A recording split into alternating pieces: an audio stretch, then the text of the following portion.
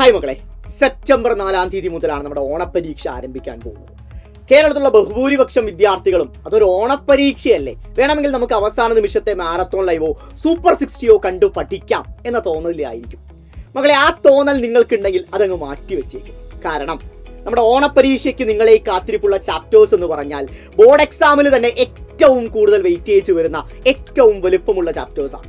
So അതൊരിക്കലും ഒരു അവസാന നിമിഷ പ്രിപ്പറേഷനിലൂടെ ക്രാക്ക് ചെയ്യാൻ സാധിക്കുന്ന ഒന്നല്ല. അങ്ങനെ നിങ്ങൾ മാരത്തോണോ സൂപ്പർ 60യോ കാണുകയാണെങ്കിൽ അതിലെ ചോദ്യങ്ങൾ നിങ്ങൾക്ക് ഫെമിലിയർ ആയിരിക്കും എന്നതിലുപരി മറ്റൊന്നും അവിടെ സംഭവിക്കാൻ പോകുന്നില്ല. നിങ്ങൾ പ്രതീക്ഷിച്ച ഉത്തരങ്ങൾ അല്ലെങ്കിൽ നിങ്ങൾ ആ ലാസ്റ്റ് മൊമെന്റിൽ പഠിച്ച ഉത്തരങ്ങൾ ഒരിക്കലും നിങ്ങൾക്ക് എഴുതാൻ വേണ്ടി സാധിക്കുകയില്ല. അപ്പോൾ ഞങ്ങൾ എന്ത് ചെയ്യണം എന്നായിരിക്കും മനസ്സിലുണ്ടാവുക.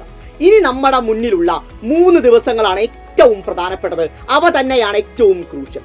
ആ 3 ദിവസത്തിൽ നിങ്ങൾ എന്തു പഠിക്കുന്നു എന്നതിലിരിക്കുന്നു ഓണപരീക്ഷയ്ക്ക് നിങ്ങൾക്ക് ലഭിക്കാൻ പോകുന്ന മാർക്കുകൾ.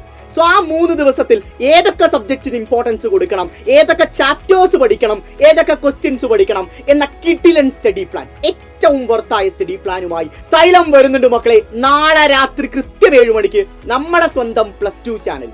സോ നിങ്ങളെല്ലാവരും ഉണ്ടായിരിക്കണം. നിങ്ങൾ മാത്രം വന്നാൽ പോരാ, എല്ലാ കൂട്ടുകാരെയും കൊണ്ടുവരണം. അതെന്നും പറയുന്ന ലാഘവത്തോടുകൂടി നിങ്ങൾ എടുക്കരുത്. ഏറ്റവും പ്രധാനപ്പെട്ട ലോഞ്ചാണ് മക്കളെ. ഓണപരീക്ഷ നമ്മൾ പൊളിച്ചിരിക്കും മക്കളെ. അപ്പോൾ ലൈവിൽ കണ്ടുമുട്ടാം.